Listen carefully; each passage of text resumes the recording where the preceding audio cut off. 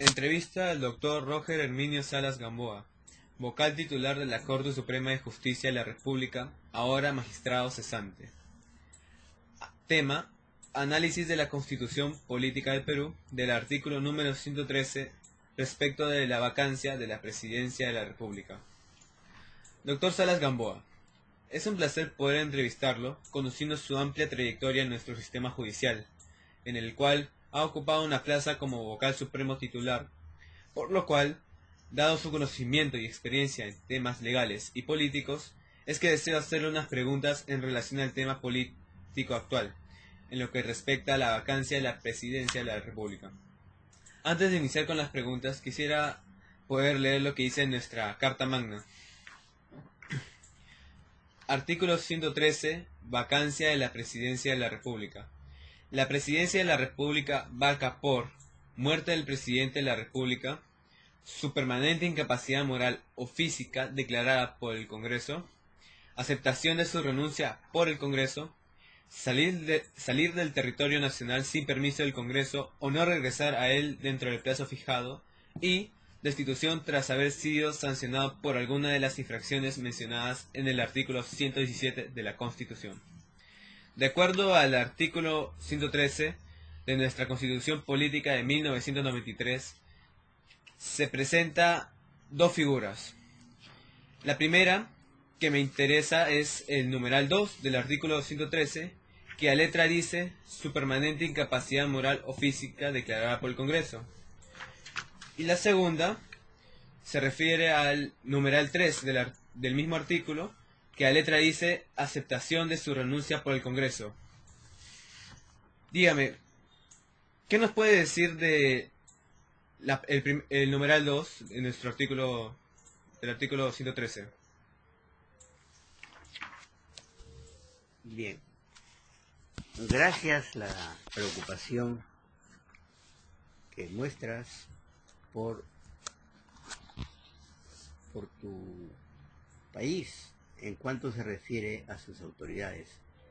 Realmente el presidente de la República es la primera magistratura, es el primer magistrado de la nación y por mandato de la Constitución encarna a todos los peruanos.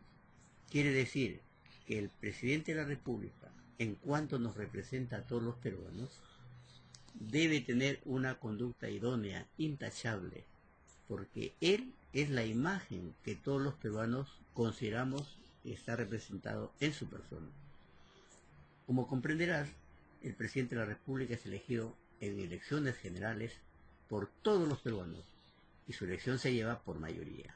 Pueden haber muchos candidatos, pero el que logra la mayoría, sea en la primera o segunda votación, es electo presidente de la República y jura el cargo para desempeñarlo durante 5 años. De tal manera que esa idoneidad de vida, esa idoneidad en el ejercicio de la función, tiene que ser permanente, tiene que ser a todas luces prístina, clara, definitivamente al alcance de todos los peruanos, que lo aceptan como un hombre probo, libre de todo arreglo extraño a su función. El ser presidente de la República es un honor sumamente importante, de modo que quien nos da a encarnar como primer magistrado de la nación debe ser un hombre correcto, honesto, sincero, leal y observar una conducta idónea en actos públicos y privados. De ahí que en la primera parte del artículo 113 es muy celosa al señalar que el presidente de la República puede ser vacado por su permanente incapacidad moral. La física no viene al caso porque la física viene a consecuencia de algún problema de carácter mental que lo incapacita para pensar, para razonar, para asumir las funciones propias del cargo. Sin embargo, la incapacidad moral se da por gestos que permanentemente puede el presidente de la República exteriorizar en el ejercicio de su función, tales como no ejercitar el cargo con la debida idoneidad que la ley le ordena. Esto es, hacer, tratar, llevar adelante funciones, arreglos, transacciones fuera de la ley y incurriendo en gestos que la moral reprocha, motivo por el cual esa conducta repetida y conocida públicamente a través de medios diferentes lo incapacitaría moralmente. Esa incapacidad moral solo la declara el Congreso de la República. Ok. Prosiguiendo con las demás preguntas, ¿cómo se inicia el gobierno de Alberto Fujimori y qué llevó al denominado autogolpe de abril de 1992? El señor presidente de entonces, el ingeniero Alberto Fujimori Fujimori, accedió a la primera magistratura de la nación por elección popular. Esto significa que ganó las elecciones. En consecuencia, su gobierno tuvo que ser un gobierno representativo de la nación, no un gobierno del partido que lo llevó a ocupar el cargo de presidente de la República. Es así que en 1992, luego de muy poco tiempo en el ejercicio de la función, 90 a 92, se produce una situación bastante extraña en nuestro país. Es verdad, teníamos una situación fuerte, difícil de controlar, generada por el terrorismo, que a su vez perjudicaba la vida nacional, trastocaba la vida pública, agredía a las personas, asesinaba, atentaba contra la propiedad privada y también pública, sometía a las comunidades andinas a su dominio para poder controlar el país.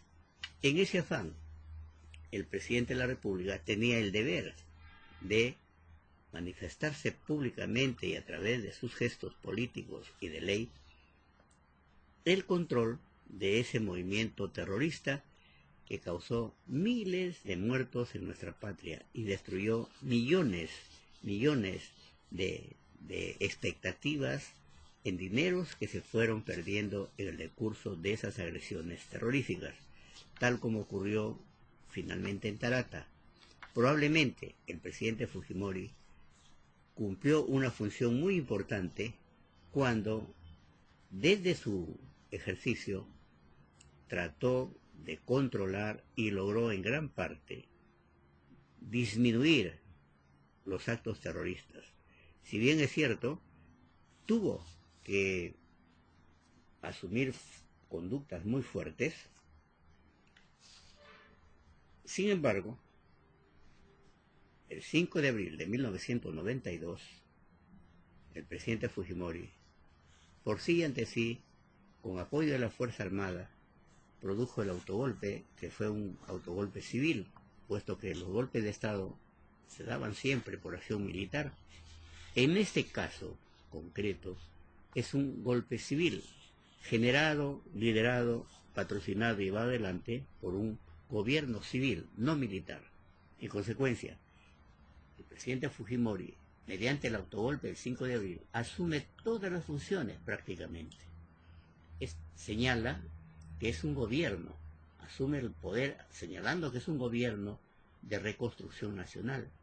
Cierra el Congreso de la República, ya no hay quien lo controle en la parte legislativa, cierra el Poder Judicial, ya no habían magistrados que pudieran señalar que esa conducta era inconstitucional, de acuerdo a la Constitución de 1979. Igualmente cierra el Tribunal Constitucional, el Tribunal Civil y toda aquella, la Defensoría del Pueblo y toda aquella institución que podría perjudicarlo. Es más, el presidente Fujimori, hasta entonces un presidente constitucional, y ya establecido su gobierno, se hiergue como un gobierno de facto. De esta suerte, su voluntad va a cambiar y sus ministros van a gobernar nuestro país ya no por mandato de la ley, sino por mandato de un estatuto, el estatuto que tenía el control bajo el presidente Fujimori. Sus decisiones se toman por decretos leyes. De este modo, entonces, el país ya no tiene una situación jurídica, política estable, sino vivíamos en constante zozobra. El Poder Judicial se vio suspendido por mucho tiempo. Muy bien. Siguiendo con las preguntas, ¿usted se encontraba en funciones en la Corte Suprema de la Justicia